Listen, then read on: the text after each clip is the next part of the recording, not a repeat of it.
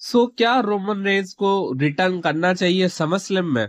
सभी लोगों का कहना है यस, कहना रिटर्न करना चाहिए। और किस तरीके से रिटर्न करना चाहिए वो हम लोग आज के वाली वीडियो में बात करेंगे। लेकिन यार इस वीडियो के अंदर हम लोग दो चीजों के बारे में बात करेंगे। अगर रोमन रेंस रिटर्न कर रहे हैं तो उनका रिटर्न किस तरीके से बुक होना चाहिए, ठीक है। और दूसरी चीज, अगर रोमन रेंस रिटर्न नहीं कर रहे तो क्या रीजन है। पहले चीज, मैं किसके फेवर में हूं, मैं तो देखना चाहूंगा ये तो रोमन रेंस का फैन अगर मैं बात करूं तो मैं तो देखना चाहूंगा कि रोमन रेंस अपना रिटर्न करे समरस्लैम में। लेकिन यार एक स्टोरी वाइज अगर मैं बात करूं ना, डब्ल्यू ने एक गलती कर दी है। उन्होंने डायरेक्टली रोमन रेंस को ना वहां पे बता दिया, उनके जो प्रोमो जो सोलो सिकोआ दे रहे हैं उसमें हिंट दे रहे हैं बार बार। और मुझे लगता है ऐसा डब्ल्यू को नहीं करना चाहिए था, रोमन रेंस के रिटर्न को एक सरप्राइज रखना चाहिए था।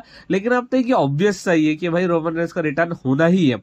अगर रोमन रेंस का रिटर्न नहीं होता है समरस्लैम में तो मैं ज्यादा शॉक नहीं होऊंगा, क्योंकि मुझे लगेगा कि डब्ल्यू एक सरप्राइज एलिमेंट डालना चाह रही होगी कि अब रोमन रेंस का रिटर्न कभी भी हो सकता है। समरस्लैम हो चुका है, अब रोमन रेंस का रिटर्न कभी भी हो जाएगा। हो सकता है बेस्ट इन बर्लिन में हो जाए, सर्वाइवर सीरीज के पहले तो हो ही जाएगा, ठीक है। तो ये एक पॉइंट है, ये एक तरफ की बात है कि रोमन रेंस का जो रिटर्न है अगर नहीं होता है तो क्यों नहीं होता है, एक सरप्राइज के एलिमेंट के तौर पे। लेकिन अगर रोमन रेंस का रिटर्न हो रहा है तो वो किस तरीके से बुक होना चाहिए, रोमन रेंस की क्या बुकिंग होना चाहिए समरस्लैम में। तो देखो यार मैं बताता हूँ क्या होना चाहिए। सबसे पहले तो कोडी रोड्स और हमारे सोलो सिकोवा का मैच चल रहा होगा। मैच बढ़िया तरीके से पेस पकड़ रहा होगा, सब कुछ चल रहा होगा, ठीक है। एंडिंग में क्या होगा, हम लोग एंडिंग की बात करते हैं कि एंडिंग में ही होने वाली सारी चीजें।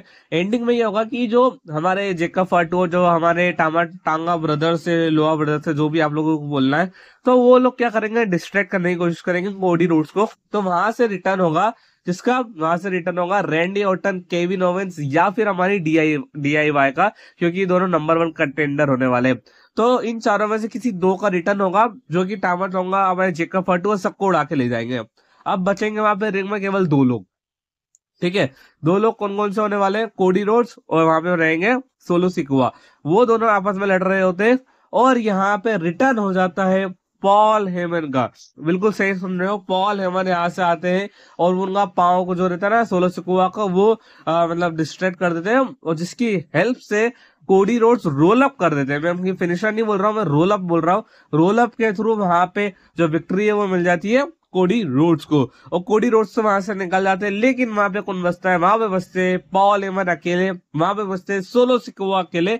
और एक बार फिर से सोलो सिकोवा हमारे पॉल एमन को घेर लेते हैं, उनको कॉर्नर पे ले जाते हैं। कॉर्नर पे ले जाने के बाद वो उनको अपना समोआ स्पाइक वापस से हिट करने वाले होते हैं। वहीं से थीम सॉन्ग प्ले होता है ट्राइबल चीफ रोमन रेंस का, और वो वहां से आते हैं अपनी वही शाही वाली एंट्री तो नहीं बोलूंगा कि वहां पे पॉल एमन को बचाना रहता है, और पॉल एमन वहां से पीछे की तरफ जाते हैं थोड़ा सा, और वहां पे फेस टू फेस होता है सोलो सिकोवा और रोमन रेंस का। और दोनों के बीच में ब्रॉल स्टार्ट होती है। ब्रॉल ज्यादा बड़ी नहीं रहती है कि स्मैकडाउन की एंडिंग रहती है बस। और एंड में क्या होता है, रोमन रेंस कूद जाते हैं, स्पेयर लगा देते हैं हमारे सोलो सिकोवा को, और रोमन रेंस और पॉल एमन दोनों स्टैंड टॉल करते हैं, और इस तरीके से स्मैकडाउन का ऑफ एयर हो जाता है। ये तो होगा स्मैकडाउन के बाद। लेकिन यार स्मैकडाउन के बाद, सॉरी समरस्लैम के बाद क्या स्टोरी लाइन हो सकती है वो मैं लेके आने वाला हूँ आप लोगों के साथ। तो वीडियो को चैनल को सब्सक्राइब